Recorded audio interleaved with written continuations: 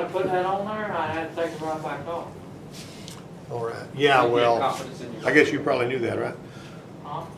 I was going to tell you about this little diagnostic thing here. You know, I spent this day one time over at this shop out here, Donnie's shop. It's got these, you know, these pecan trees over the service lot and these 100-pound dogs laying around all over the place.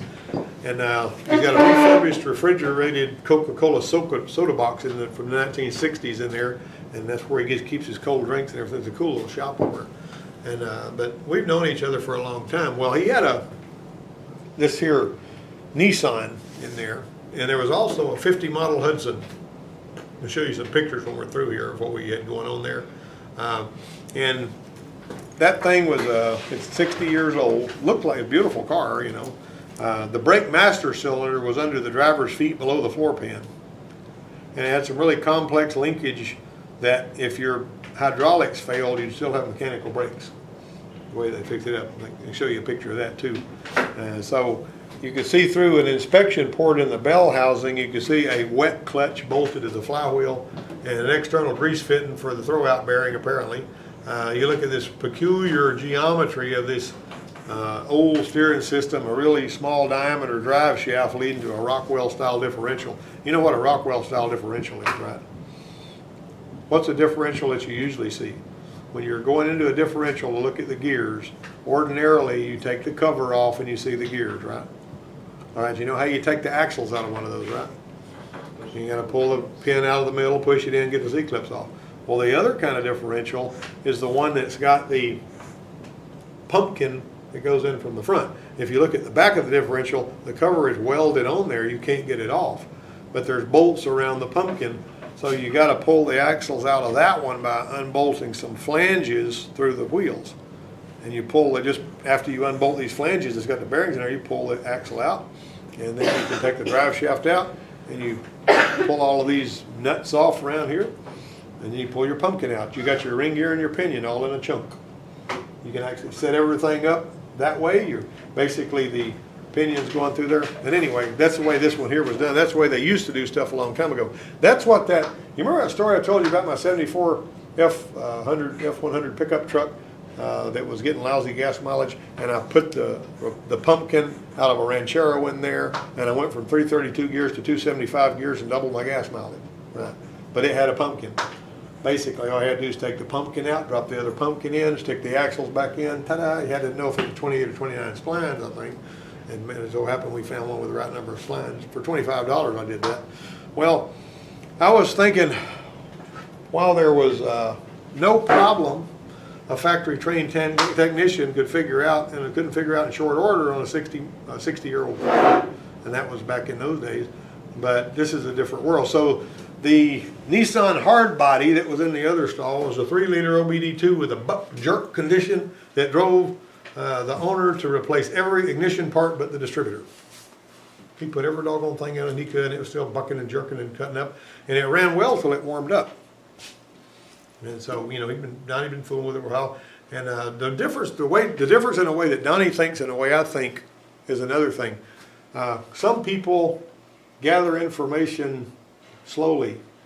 In other words, this is what Donnie would do. And I'm not saying there's anything wrong with this. This is the way his mind works. He plugs in on a car he's working on, and he gets a code for a throttle position sensor. Okay, he goes to the throttle position sensor, he back probes the wire, and he sweeps it through really slow, and he sees if it drops out anywhere. And even if he sees it drop out, he fools with the wires to see if it's still dropping out. He tries to get it to do it repeatedly and all that, and he's going to gather all kinds of information before he finally renders his conclusion and his judgment and decides to put a TP sensor on it. Well, when I come to this, I basically plug in, I get me a code, I look at the wires, if it looks okay, I see it drop out one time, whoop, that needs a TP sensor, pop a TP sensor on it, test drive it, park it on the yard, get done, you know, maybe do the inspection for the upsell or whatever. Well, anyway, the point is, he actually was looking this thing over really, really, really well, trying to make sure that everything was just right. Because he's like me, he kind of doesn't like to just, you know, throw parts at something, but I have a tendency to condemn a part before he does. That's the point.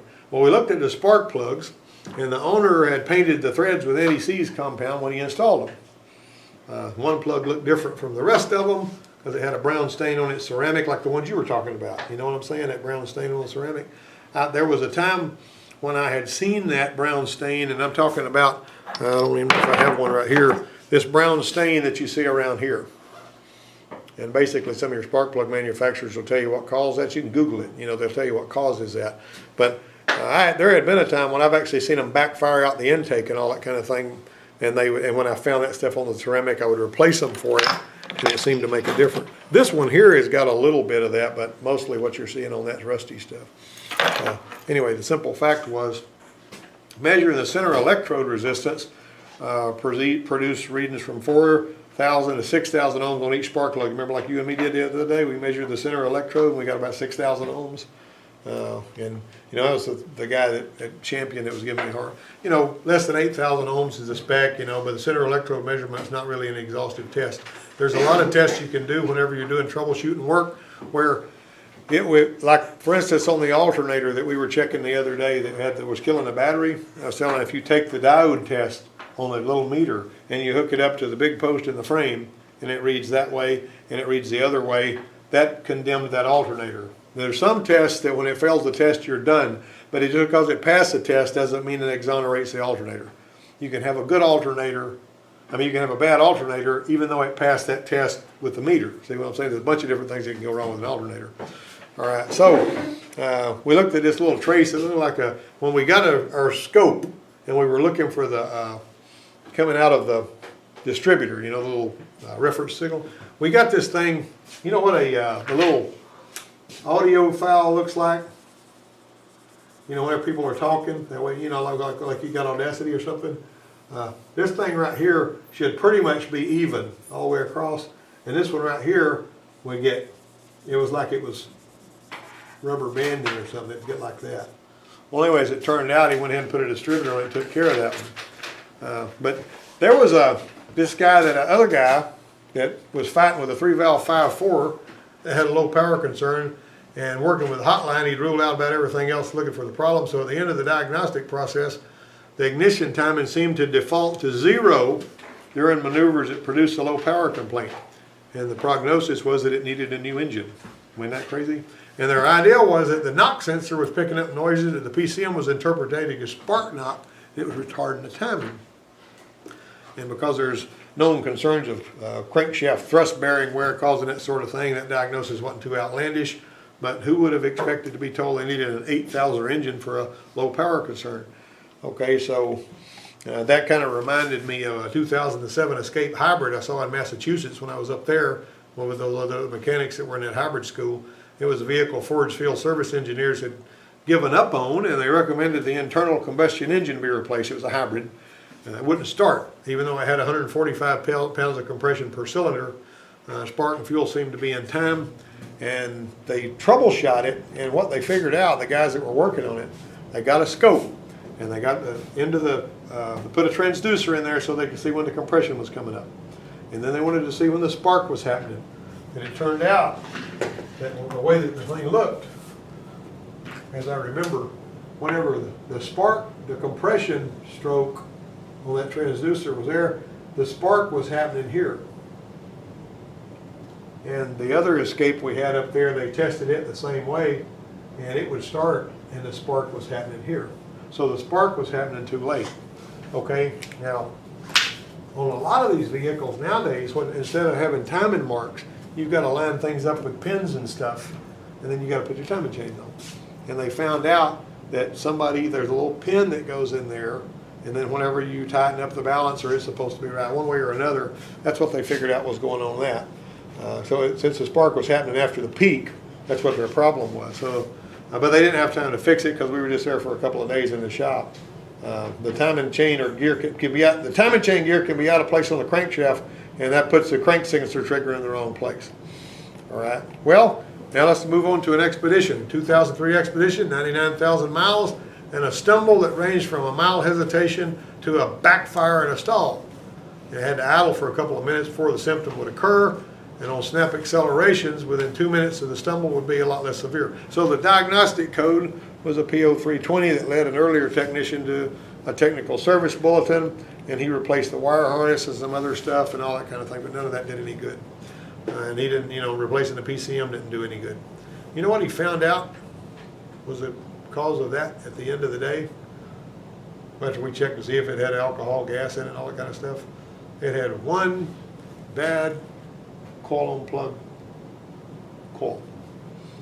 One bad coil. And the way Jimmy found it was, he started thinking in that direction because he'd seen Lincoln LS's and other vehicles. Think about this now. You see these cars with cop coils, the Ford cars with cop coils, doing all kinds of, cop coils meaning the little, like the Crown Victoria's got. If you see them particularly like, newer than a 2000 model, doing all kinds of crazy electrical stuff, dash going crazy, stupid electrical problems and all that kind of thing. The smartest thing you can do is unplug the coils one at a time and drive it with each coil unplugged one at a time and see if all of that stuff goes away. Because a bad coil can make stuff like that happen. Usually doesn't cause the kind of drivability problem, but it's electrical noise coming out of the coil. All right? We're talking about electrical noise, and I may have told this story before to somebody, but there's a friend of mine that was driving this Oldsmobile, and she left. I was at the Ford place over there working there, and she says, I crossed the traffic circle and my car stalled, and I coasted in over here to such and such a place, just past the traffic circle, whatever business it was. She just parked out there.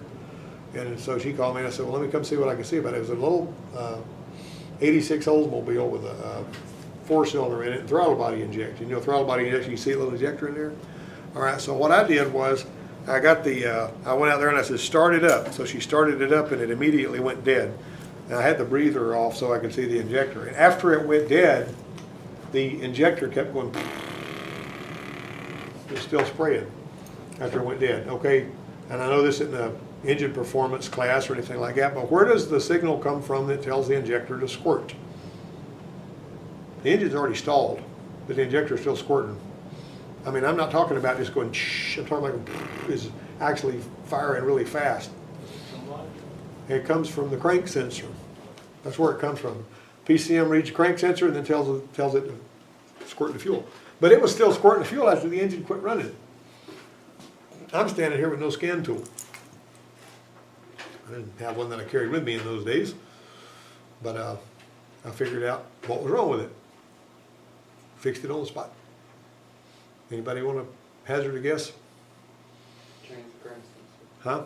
Change the crank sensor. No, the crank sensor wasn't doing anything. It had a bad cooling fan. Engine cooling fan was bad on it. How did that make you? Electrical noise. Electrical noise sweeping across those wires, and it was creating the signals that were false that the PCM was picking up as I'm supposed to fire the injector. And so the way I found it was, I noticed as she cranked it up, the fan kicked on and it stalled again. And I looked down there and I could smell something kind of hot, like electrical stuff. And I looked at the fan and I said, I wonder. So I reached down there and I unplugged the wires from the fan. And I said, start it again. She started again. It ran great. Boom, boom, boom. She revved it up. I plugged the fan back in. It went dead and did all that same stuff again. So I got a $38 fan, and popped it on there, and it was good to go. And what I mean is, thinking about that. Electrical noise coming out of those coils do that. But any of you guys that have taken engine performance, remember how you see if there's gasoline, if there's alcohol in the gas, and how much is in there? Take and get a sample of it and let it sit 10 minutes, 10 or 15 minutes. See if it separates. I know what you told us. Well, almost. What you do, you're going to remember it when I start talking about it. Any container will work. The old rain gauges?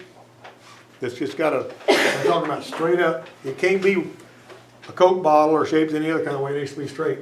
What you want is 10 equal divisions on the side of that bottle. You can draw one over with a magic marker because that's what we did on this thing. All right. And then you're going to put it up to 90 with some of the gasoline you're testing. And then you're going to fill it the rest of the way up with water. Now the water's going to go to the bottom, right? And it's going to be down here like this. Okay, that's when you leave it sit. And after you leave it sit, the alcohol that's in the gas is going to join up with the water because it would rather join with water than gas. And if you wind up, you know, however much you gain, let's say, and Randy Wilson was telling me that sometimes at the Cadillac store over there, they have one coming in running bad, and what they'll do is they'll go ahead and try to, you know, check the gas, and they'll have like 66% alcohol in one that's not even made to have any alcohol. But anyway, however much you gain, like if you gain another 10%, you know, that means you got, you know, 20% alcohol in the gas and all that. So anyway, the point is, however much you gain, you know, you're not supposed to gain any. Well, that's a simple point is that. That's a kind of a confusing way to say that, but that's how you do it. And I'm going to show you a picture of what we did on this one right here. But anyway, that was a really cool little thing. But comparison with a known good part sometimes works well if you've got a known good part. Some of the shop manuals used to say substitute with a known good part. All right, so let me turn this around so that it'll be able to see the screen. All right, and I'm going to show you guys what we got here. All right, first thing I want to do is I'm going to zoom in on this. Got to show you the pictures this way. Now there's the brakes. That's the mechanical backup system on the Hudson. See where the master cylinder is. Okay, somebody tell me what this is. Looks like fluid pressure sensor. Okay, well why would you need that on a 50 model Hudson? Because that's probably what triggers the backup system. Stoplights. That's the stoplight switch, okay? You got that? All right. Now, what kind of suspension is this on this 50 model Hudson? What's the closest thing you can come up with? Got coil springs on there, got lower control arms, you even got a sway bar. He put some new sway bar links on it. That's coilovers. See how strange that is? I mean, that's the way they used to build stuff a long time ago. It's kind of like short long arm suspension. You do have upper control arms because your ball joints are up high there. All right. Look at that. That's the bell housing. Got a wet punch up in there. There's a grease fitting where you grease the throwout bearing. That's the thrilling days of yesteryear. That's how things were. How does a wet clutch work? It's got fluid around it in there. All right, this right here was the homemade tool I was talking about. See that?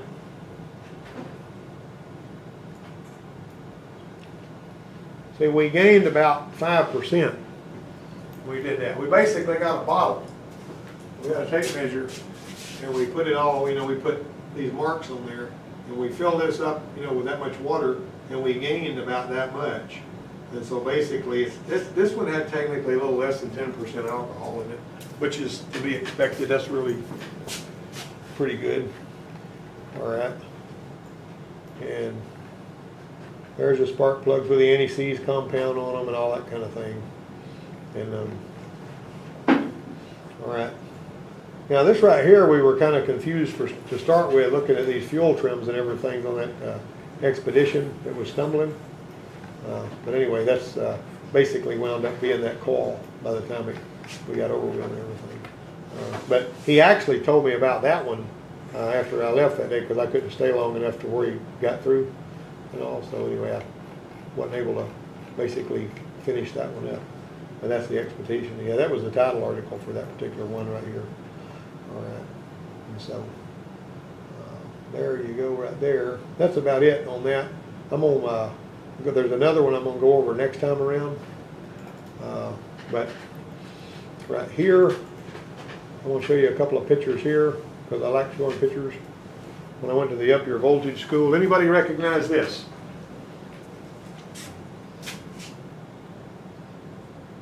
What is it? That's the battery packs for a hybrid. For what? The battery packs. For The hybrid. now that's the hybrid, but it's not. This one here is a Honda. It's in the back, and this little switch right here is how you disarm it, so you can work on it on that Honda car. All right. Another picture. These right here, see these laminated coils? See how that one there, the lamination's coming apart and all that kind of stuff? That's a good one, that's one that's not so good, that's one that's really bad. You see any that are looking like that, they need to be gone. All right. That was the food that we ate. And this right here is the bladder that's inside the gas tank on a Toyota like this. Really strange you'd see that you got a bladder in there like that. You know, you'd think it'd just be an empty gas tank, but there's a bladder in there. And, you know, of course, there's the gas tank on the outside, and there's the bladder that's in there. And now, what is this? I mean, everybody that works on a car ought to know what you're looking at when you look at that, right? That's the transmission housing. And this funky little thing right here, what does it look like to you? What is that? You want to look closer? Somebody tell me what that is.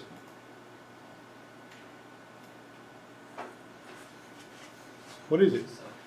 Oil pump. Very good. Why did it take so long? Let me zoom back out. All right. Go to the next picture. What's that? Generator. Huh? The generator. It's transmission, but it's got a generator in it. It's got a motor and a generator. Actually, it's got two motors. It's got MG1 and MG2 in that one. And this is the kind of transmission that you see. You see these three connections that come from the inverter? What kind of power is coming out of that battery in the back? DC or AC? DC. All right. Now, what does it take to run this motor? AC. Power AC. Got to have AC, so you got to run it through an inverter to change DC to AC to make that happen. With all that high voltage and everything. They had us taking the transmissions apart and all that. Now, on the other side of it, you still got gears and stuff in there, right? You got a little chain, basically how it's going to drive on the end. And I've got something, you know, working on that too. This guy here is Joey Henrik, and that guy right there was the wrench man that worked with us. This is the training guy. And, so you see the bearing, they don't look a whole lot different. You got a little Nullis gear out here, and then you got this inside ring gear, little needle bearing in there, and all that. And so, but this is a hybrid transmission. And one of the ways you can tell a hybrid transmission is bad, one of these kind, is put it in neutral and push the car. If the car don't roll smoothly, if it goes transmission issues, right? That ain't complicated, is it? They told me these windings are handmade. I guess in some third world country, I don't know. They kind of look handmade though if you look at them. They look like somebody tied them up by hand, don't they? Now what the heck is this darn thing? Anybody know? Well, if you hadn't had training, you're not going to know what this is. Voltage regulator. Nope. This is a resolver. It's sort of like an input going back to the inverter so it will know when to send the juice so that it can spin that thing. You don't usually see one of those taken apart. Looks like a stator. Yeah, it's very similar to a stator. It's basically reading off of that and sending a signal. But that's what they call a resolver. Oh, there. I remember. And that's what those two, MG1 and MG2. MG2 is a smaller one than MG1. And I got a hybrid transmission PowerPoint I'm going to show you next week. But all right, now what is this right here? Your ring gear. That's a ring gear.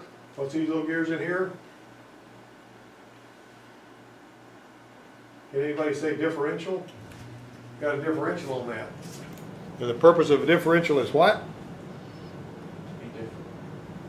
So one wheel can roll faster than the other when you're going in a circle, right? All right. And that goes back to the original picture we started out with.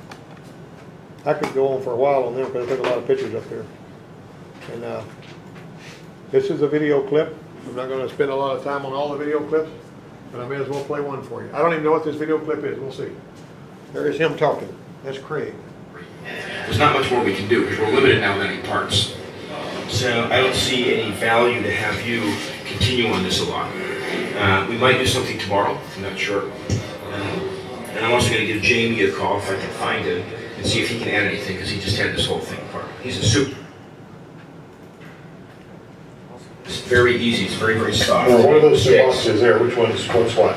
I also have to look it up for you, so I'm going to tell you it could be 50% right, okay? One is basically controlling cooling and fans, Okay. okay? The other one, this one looks busier, I may be wrong. The other one is watching battery voltage, running contactors, basically turning the battery on and off and monitoring it. They work together. When hybrids first came out, they had a computer for every component. Starting with the RX 400 in 2006, they sparked up and said, well, why don't you just build a hybrid computer? And they also put the PCM in there as well. So you had one computer in our RX. I imagine that has not continued. Anyway, that's kind of what it was like to be at school with that guy, because he talks 90 miles an hour. He came through here one time and taught a 4-hour hybrid class for anybody that wanted to come. And what was amazing to me was whenever